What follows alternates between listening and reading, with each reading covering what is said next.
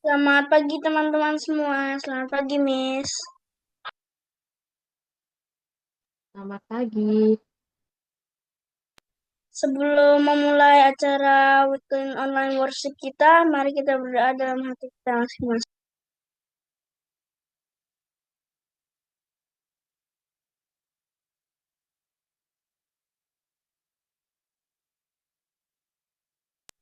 Untuk lagu buka, mari kita sama-sama menyanyikan lagu Sion nomor 287. Satu saja ku ingini.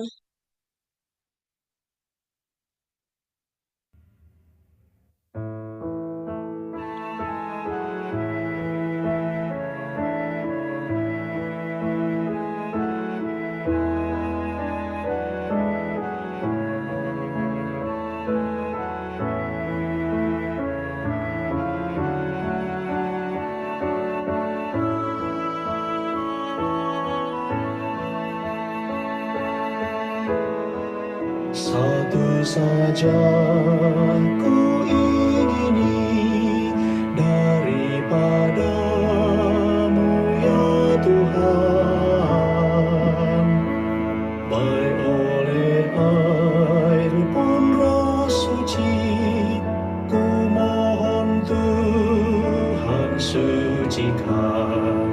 Oh Tuhan sucikan aku oleh kuasa Roh Allah, kiranya kesalahanku Engkau hapuskan ya Bapa.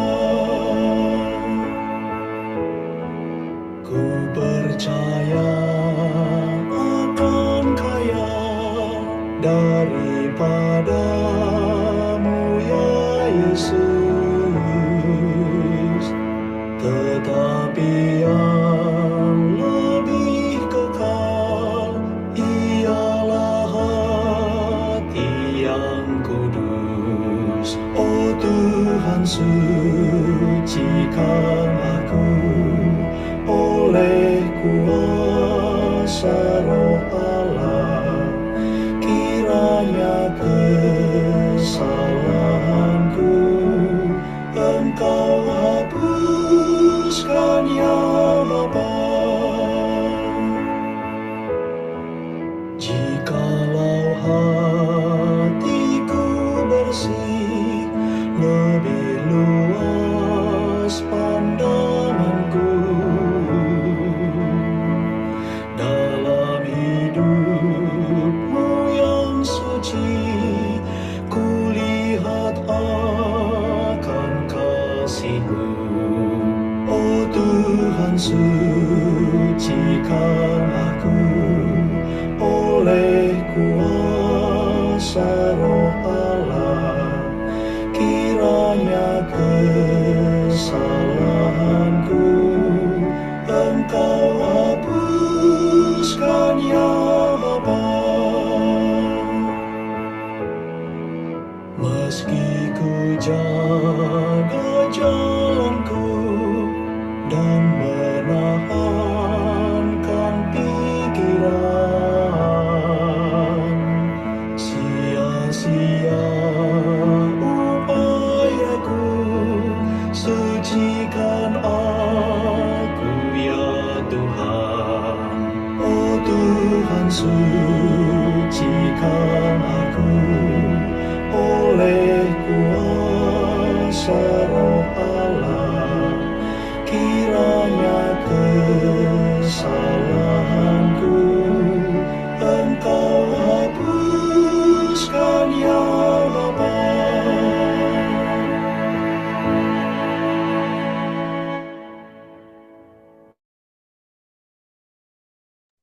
Selanjutnya doa buka Waislin Eolin. Mari kita berdoa. Bapa kami yang di surga, terpujilah nama-Mu. Sekarang kami akan memulai weekly online worship kami. Tuhan, tolong supaya jaringannya tetap lancar dan tidak putus-putus. Dan Tuhan, tolong supaya kami bisa belajar dengan baik. Dalam nama Yesus kami berdoa, amin.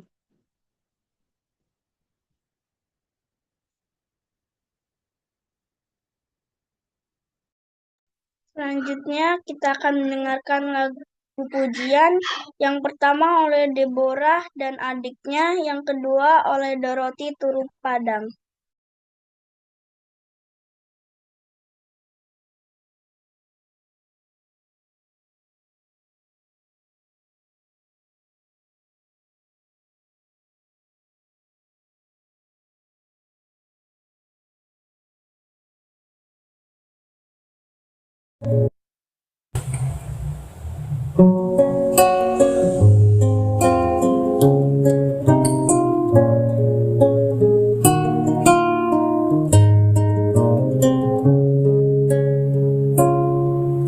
Bapa, aku tidak meminta supaya Engkau mengambil mereka dari dunia, tetapi supaya Engkau melindungi mereka daripada yang jahat. Mereka bukan dari dunia, sama seperti aku bukan dari dunia. Kuduskanlah mereka dalam kebenaran, firman-Mu adalah kebenaran. Mereka bukan dari dunia, sama seperti aku bukan dari dunia. Kuduskanlah mereka dalam kebenaran, firman-Mu adalah kebenaran. Firman-Mu adalah kebenaran.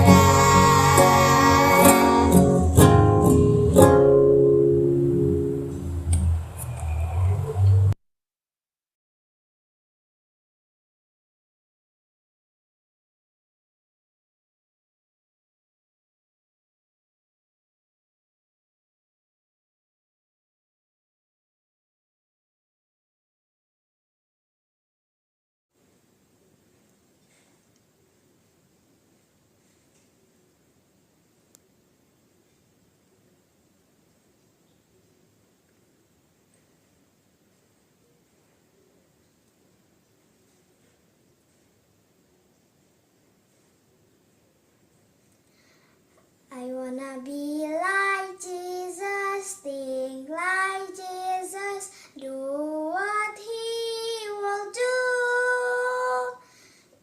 In everywhere, every day, let His love and grace and true. I wanna be like Jesus, so like Jesus will be seen in me. Father, help me be like Jesus.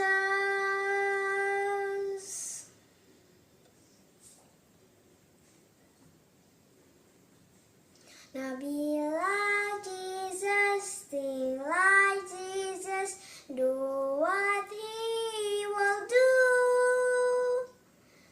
In everywhere, every day, let His love and grace shine through. I wanna be like Jesus, so like Jesus will be seen in me. But help me be like Jesus.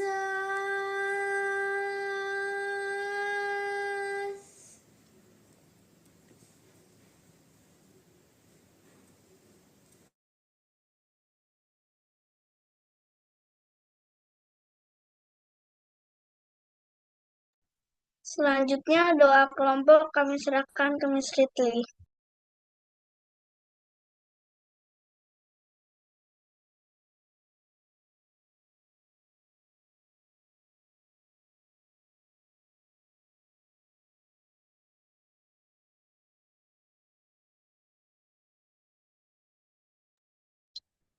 Halo semuanya, selamat pagi, selamat menjelang siang juga untuk daerah yang sudah menjelang siang ya. Terima kasih untuk lagu pujiannya, terima kasih untuk semua yang sudah hadir tepat waktu. Dan saat ini kita akan berdoa. Sebelum kita berdoa kelompok, kita akan mendoakan Serlena yang berulang tahun kemarin. Tapi Serlena nggak masuk ya hadir ya. Oh, ya nggak ada ya. Oke, mari kita berdoa.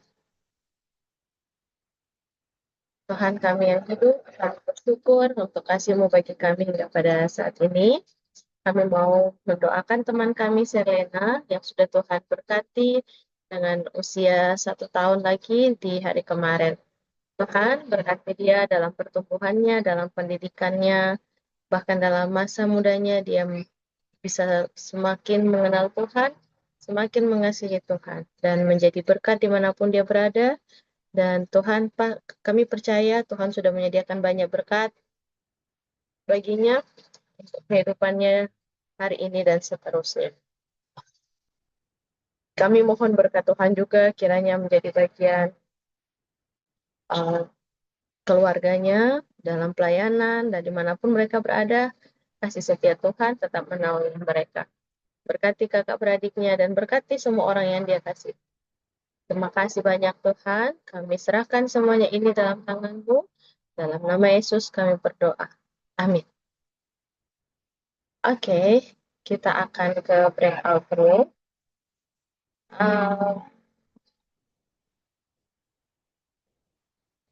Tapi ada berapa orang yang boleh bantu Miss di breakout room?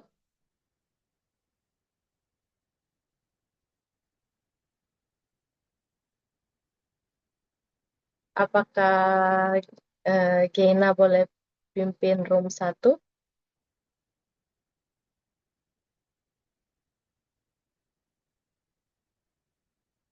Gina, apa memungkinkan?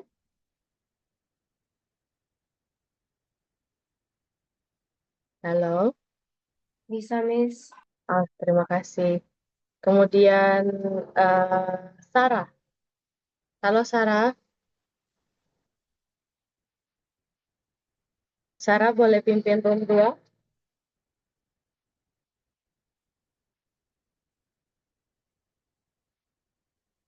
Halo Sarah.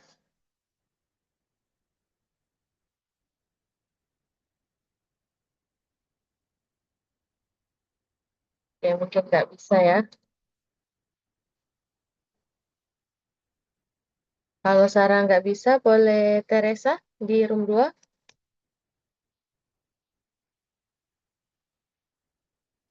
Bisa, Miss. Oke, terima kasih. Noya boleh di room 3? Boleh, Miss. Oke, terima kasih. Kemudian Miss di room 4, di room 5, Samaim boleh bantu di room 5? Boleh, Miss. Oke, thank you. Baik, semuanya kita akan berdoa di kelompok masing-masing. Setelah berdoa, boleh kembali dan kita lanjutkan. Pemimpin di tiap kelompok doa boleh bantu teman-teman, adik-adiknya untuk kasih usulan doa dan ditunjuk siapa yang berdoa ya. Oke, selamat berdoa.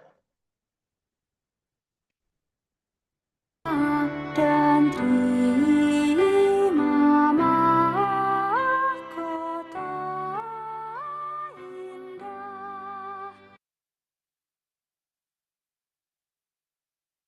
Selanjutnya kita akan mendengarkan lagu tema Ceritakanlah.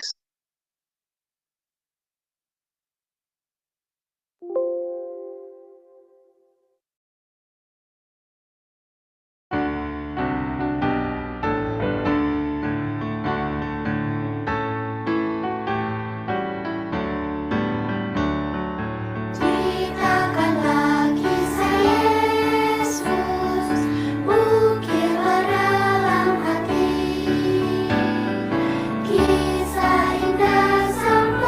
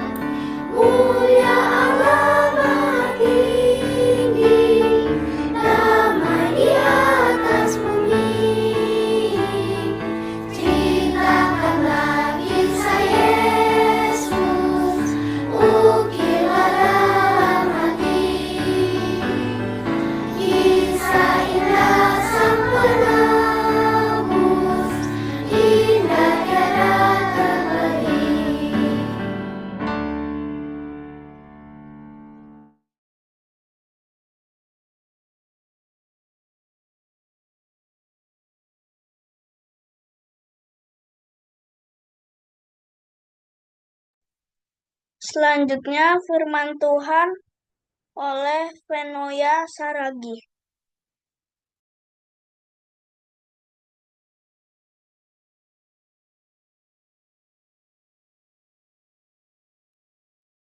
Baik, selamat pagi dan selamat siang untuk teman-teman semua. Selamat pagi. Ya, aku izin share screen ya. Selamat pagi.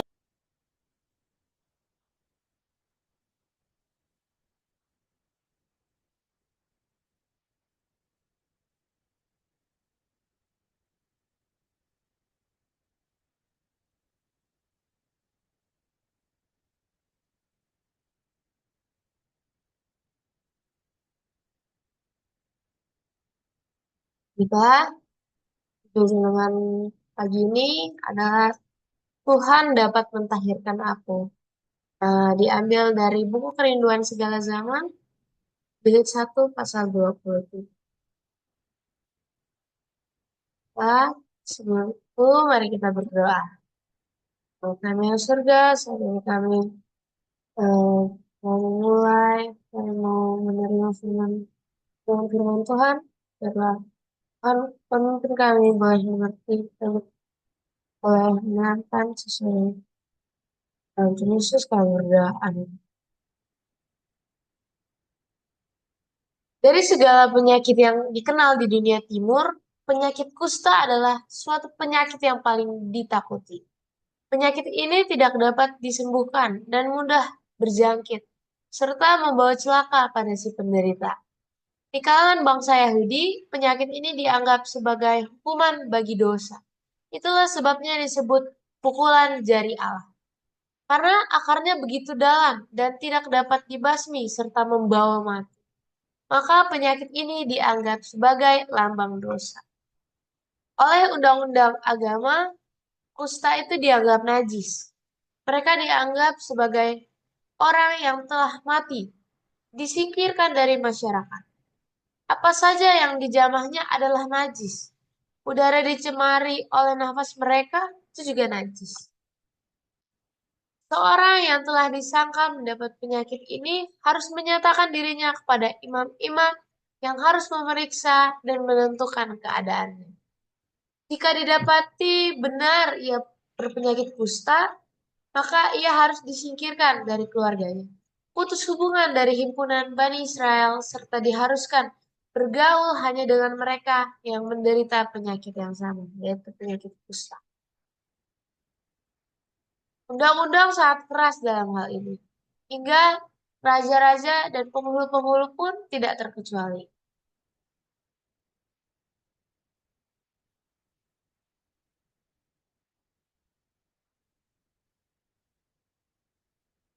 Seorang raja yang diserang penyakit yang hebat ini harus menyerahkan tahtanya dan lari meninggalkan masyarakat.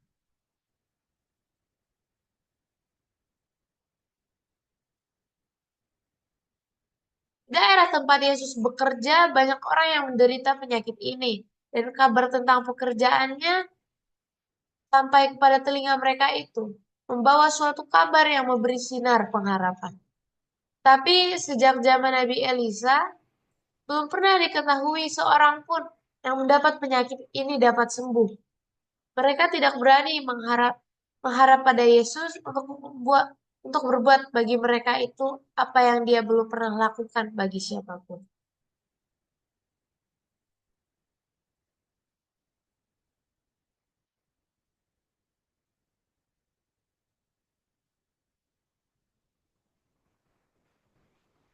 Tetapi di antara mereka itu ada seorang yang di dalam hatinya telah menyingsing fajar iman. Orang ini tidak mengetahui bagaimana caranya menjumpai Yesus. Setelah diputuskan hubungannya dari sesama manusia, bagaimana dapat ia membawa dirinya pada tabib besar itu?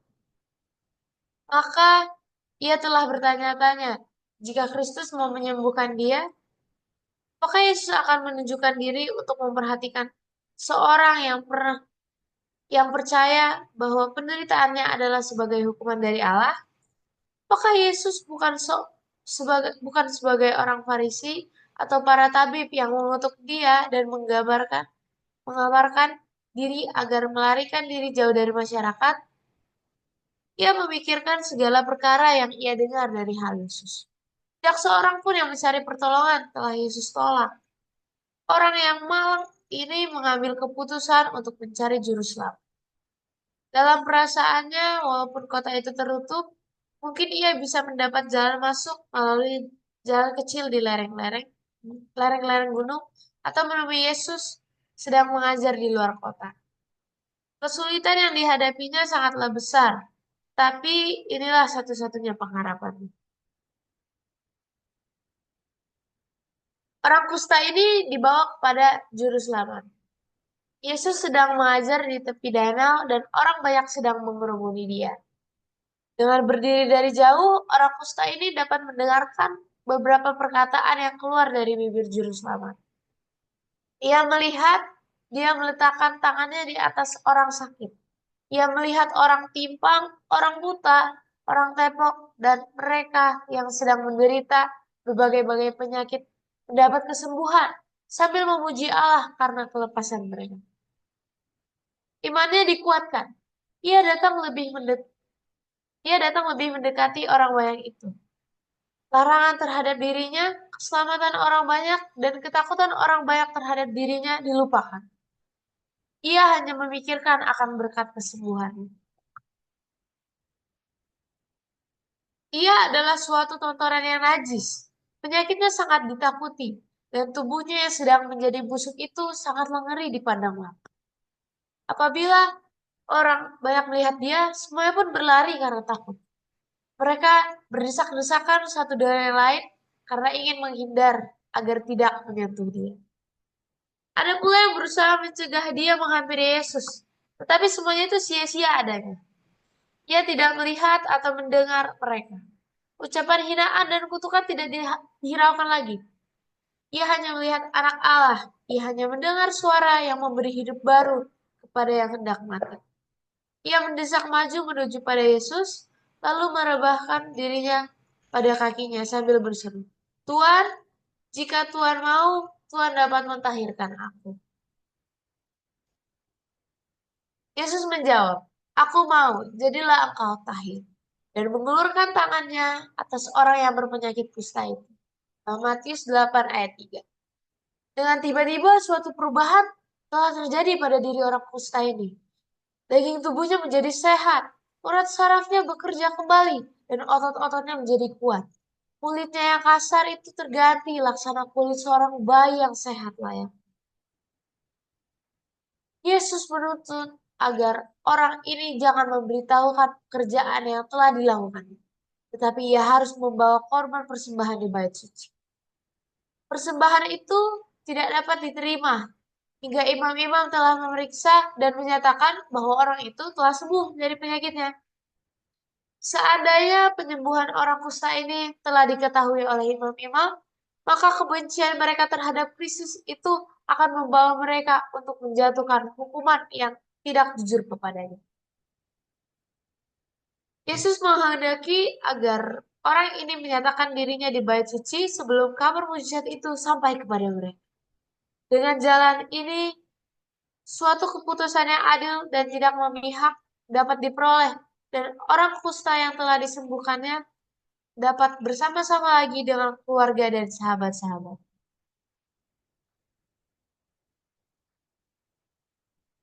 Ada pula suatu maksud Yesus dalam hal ini mengingatkan orang ini supaya berdiam.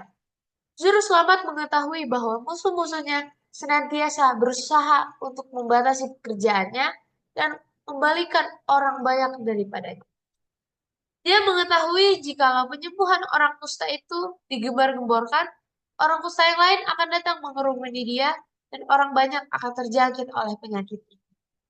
Banyak orang kusta tidak akan menggunakan karunia kesehatan itu sebagai suatu berkat bagi diri mereka sendiri atau bagi orang dan dengan menarik banyak orang kusta kepadanya dan akan dituduh berombak undang-undang agama.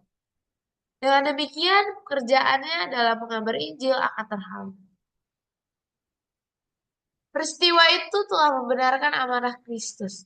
Serombongan orang banyak yang telah menyaksikan penyembuhan orang kusta ini ingin mengetahui keputusan para imam. Apabila orang ini kembali kepada sahabat-sahabatnya, terjadilah kehebohan. Dengan tidak menghiraukan amarah Yesus, orang ini tidak tinggal diam. Malahan ia menyebarkan di segala tempat berita tentang kesembuhannya. Karena mustahil menyembunyikannya, orang kusta itu mengabarkan kesembuhannya kemana-mana.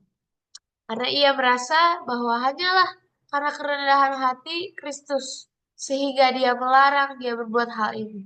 Maka ia berjalan keliling memberitahukan kuasa tabib besar itu.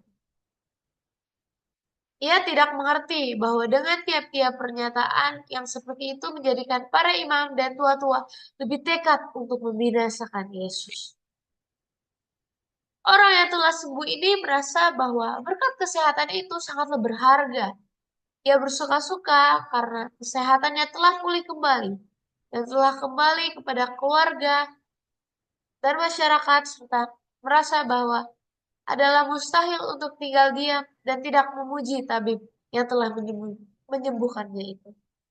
Tetapi perbuatannya itu telah mengakibatkan pekerjaan juru selamat terhalang. Hal itu telah mengakibatkan banyak orang berduyun-duyun datang kepadanya, sehingga terpaksa ia menghentikan pekerjaannya sementara waktu.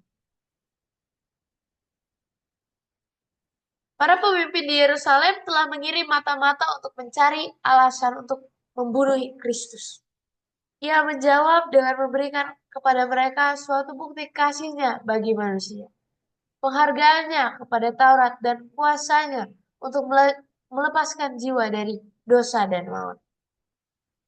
Dengan demikian, ia memberikan kesaksian dari hal mereka itu. Mereka membalas kejahatan kepadaku, ganti kebaikan, dan kebencian ganti kasih. Mazmur 109 ayat 5. Ia yang di atas gunung memberikan penjelasan. Kasihilah musuhmu. Ia sendiri menyatakan teladan prinsip untuk jangan membalas kejahatan dengan kejahatan, atau caci maki dengan caci maki. Tetapi sebaliknya, hendaklah kamu memberkati. Dalam Matius 5 ayat 44, 1 Petrus ayat 3, 1 Petrus 3 ayat 9. Imam yang telah memutuskan orang kusta ini supaya disingkirkan, imam itu pula lah yang memberikan keterangan tentang kesembuhan. Putusan yang diumumkan secara terbuka dan didaftarkan itu menjadi suatu kesaksian yang besar bagi Kristus. Dan sementara orang yang telah sembuh ini dihadapkan pada orang-orang Israel, serta menurut penjelasan imam sendiri bahwa tidak lagi terdapat suatu tanda penyakit padanya. Imam itu sendiri telah menjadi satu saksi yang hidup bagi Tuhan. Dengan demikian, dengan gembira ia membawa persembahannya dan membesarkan nama Yesus.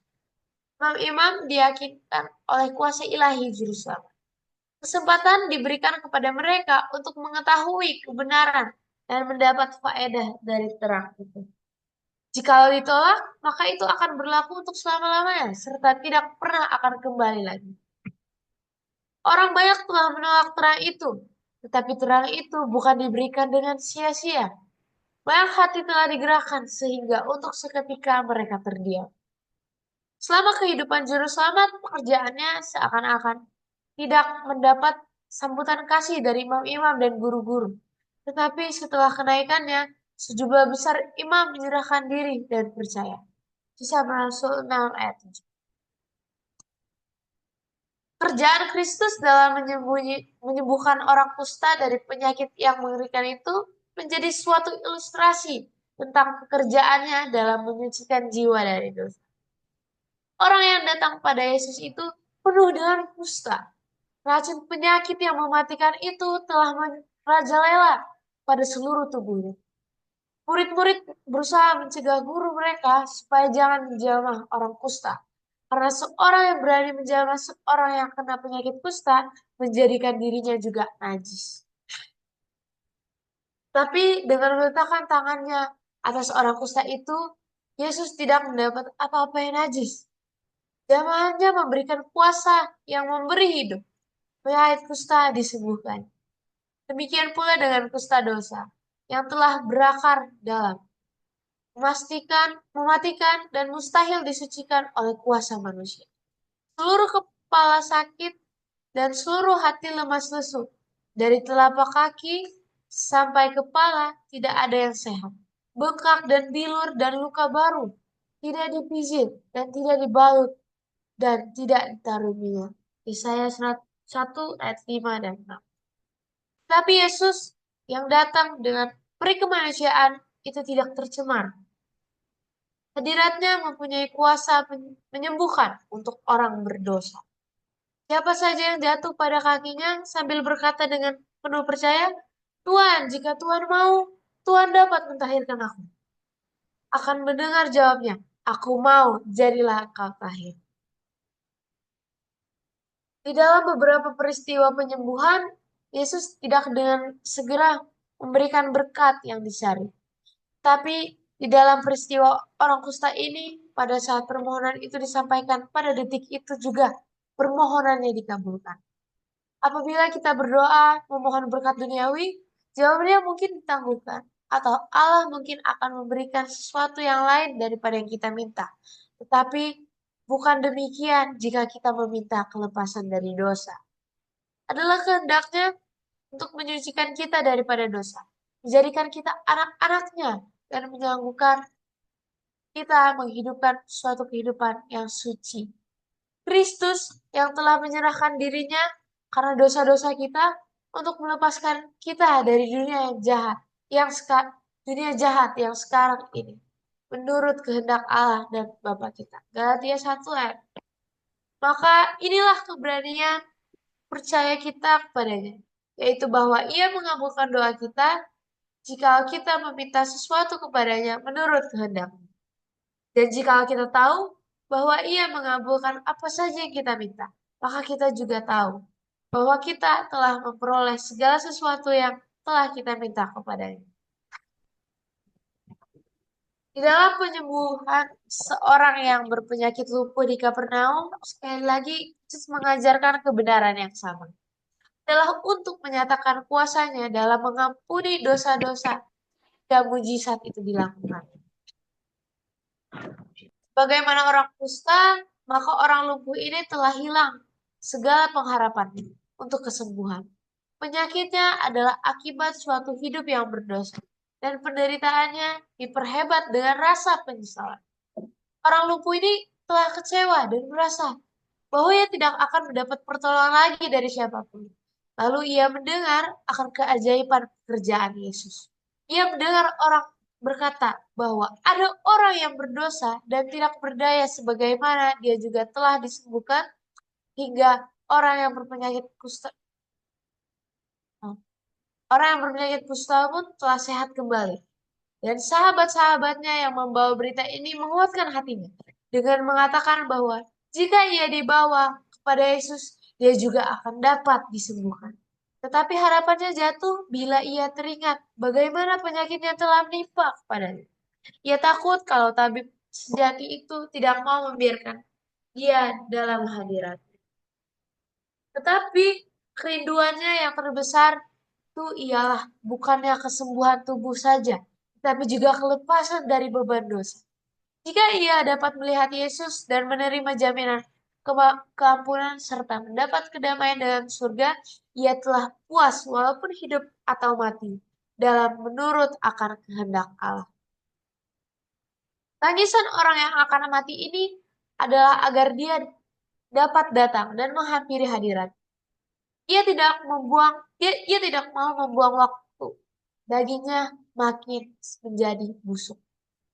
Ia memohon pada sahabat-sahabatnya untuk membawa dia di atas tempat tidurnya kepada Yesus. Dan permohonannya itu mereka kabulkan dengan kerelaan hati.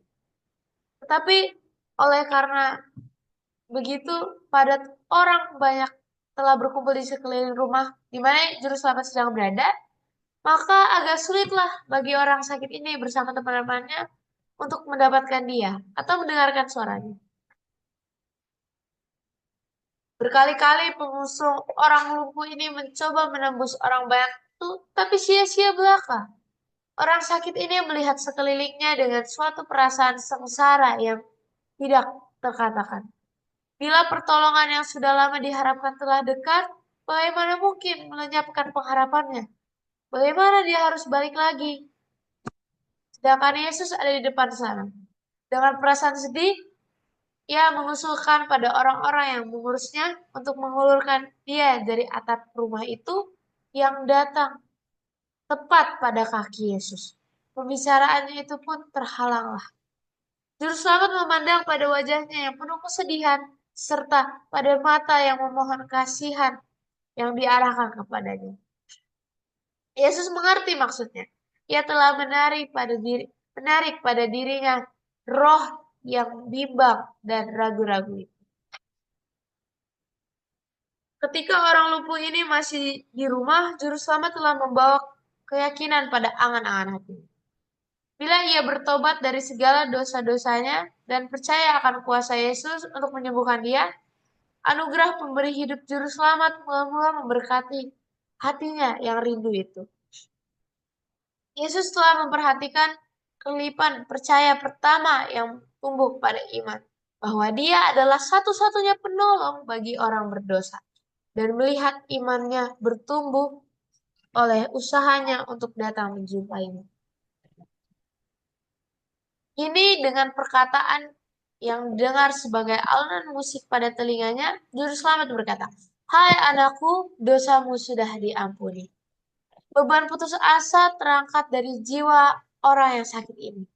Damai keampunan bertahta di atas rohnya dan bersinar pada wajahnya. Penyakitnya hilang dan seluruh tubuhnya diubahkan. Orang lumpuh yang tidak berdaya telah disembuhkan. Seorang berdosa yang bersalah telah diampuni. Di dalam iman yang sederhana itu, dia menerima perkataan Yesus sebagai suatu luapan berkat hidup baru. Ia tidak memajukan permohonan lebih lanjut, melainkan berdiam, tidak berkata apa-apa karena kegembiraan. Terang surga menyinari wajahnya, dan orang banyak pun keheranan melihat peristiwa ini. Lalu orang yang hanya dibawa dengan usungan kepada Yesus itu pun bangkitlah dengan kekuatan seorang muda. Darah pemberi hidup itu pun mengalir ke seluruh pembuluh darahnya. Segala alat tubuhnya tiba-tiba bergerak kembali. Pancaran kesehatan menggantikan bayangan maut. Dan orang itu pun bangun, segera mengangkat tempat tidurnya dan pergi keluar di hadapan orang-orang itu. Sehingga mereka semua takjub lalu memuliakan Allah. Katanya, yang begini belum pernah kita lihat. Oh, kasih Kristus yang ajaib, tunduk untuk menyembuhkan jiwa yang bersalah serta menderita. Keilahiannya berduka dan telah melenyapkan penyakit manusia yang menderita. Oh, ajaiblah kuasa yang dinyatakan kepada manusia. Siapakah yang dapat meragukan akan kabar keselamatan? Siapakah yang dapat mengecilkan kemurahan penebus yang berkasihan itu? Tidak ada lain kecuali kuasa ilahi yang dapat mengembalikan kesehatan pada tubuh yang sedang menjadi busuk itu.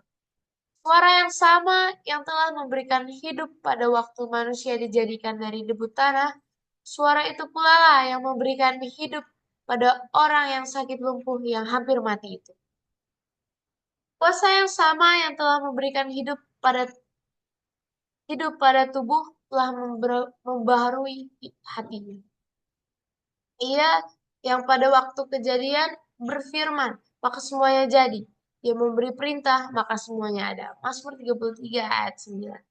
Ia juga yang memberikan hidup kepada jiwa yang mati oleh pelanggaran dan dosa. Kesembuhan tubuh menjadi suatu bukti kuasa yang telah membarui hati. Kristus meminta agar orang sakit lumpuh itu bangkit dan berdiri. Tapi supaya kamu tahu bahwa di dunia ini anak manusia berkuasa mengampuni dosa. Baiklah, sampai di sini dengan Tuhannya, kiranya Tuhan memberkati.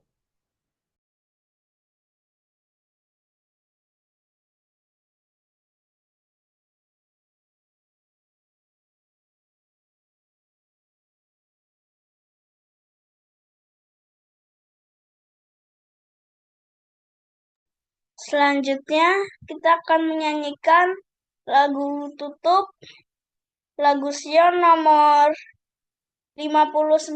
Tuhan jadikanlah kami lebih suci.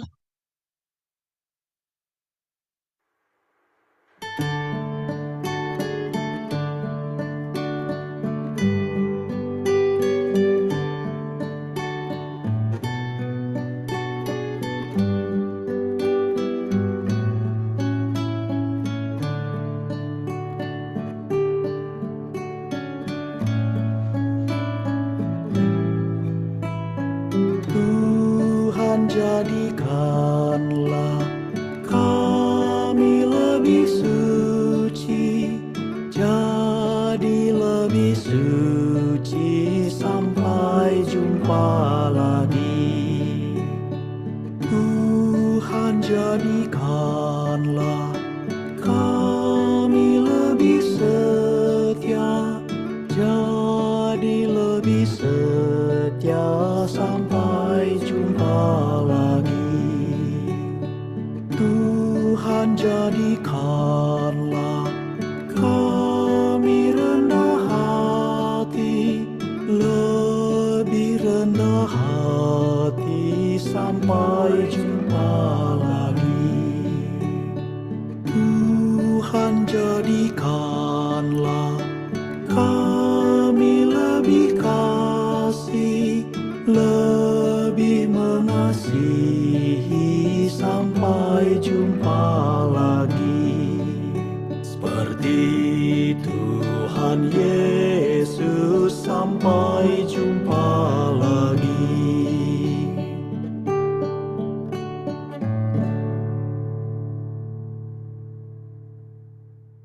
Selanjutnya, doa tutup pembicara.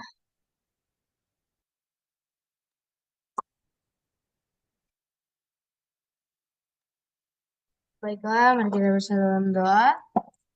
Bapa kami yang surga, terima kasih hari ini kami mendapat firman yang baru, kekuatan kami hari ini. Biarlah kami ya Tuhan, boleh beriman kepada Tuhan, karena kami percaya hanya Engkau yang dapat menyembuhkan kami dari penyakit dosa. Engkau yang Maha Kuasa ya Tuhan. Dan saat ini kami mau berdoa untuk semua kami, biarlah boleh terus bergantung pada Tuhan dan iman percaya terus pada Tuhan. Hati kami sisa harinya Tuhan, dalam nama Yesus kami berdoa. Amin.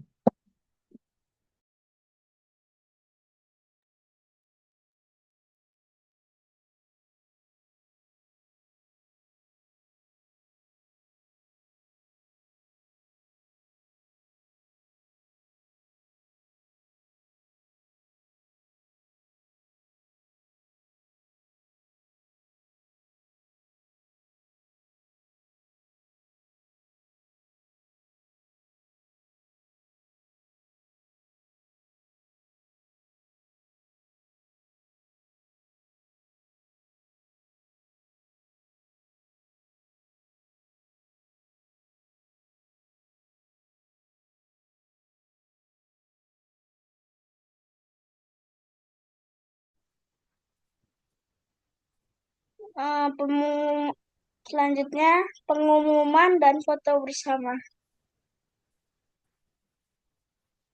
Oke, terima kasih Michael. Terima kasih Kakak Venoya untuk pelajaran yang bisa kita pelajari hari ini. Ada dua yang disembuhkan. Siapa yang disembuhkan itu? Dari Orang cerita Orang tadi. penyakit kusta dan orang lumpuh. Orang kusta dan lumpuh. Ya, betul. Orang kusta dan orang yang sakit lumpuh. Dan dua-dua ini yang bisa kita lihat adalah mereka punya pergumulan sebenarnya adalah membutuhkan keampunan dosa ya. Kalau kusta dianggap itu hukuman dari Tuhan. Kalau yang lumpuh tadi dia tahu dia lumpuh karena dia punya dosa, dia punya kesalahan-kesalahan sendiri. Dan yang mereka butuhkan bukan cuma secara fisik, tapi supaya mendapat kepastian bahwa Tuhan sudah mengampuni mereka. Jadi Tuhan juga bukan cuma menyembuhkan penyakit fisik, tetapi lebih daripada itu menyembuhkan juga sakit dosa kita ya. Terima kasih sudah Kakak Venoya sudah sharing dengan baik sekali. Semoga pelajarannya bisa diingat dan jadi berkat untuk kita semua.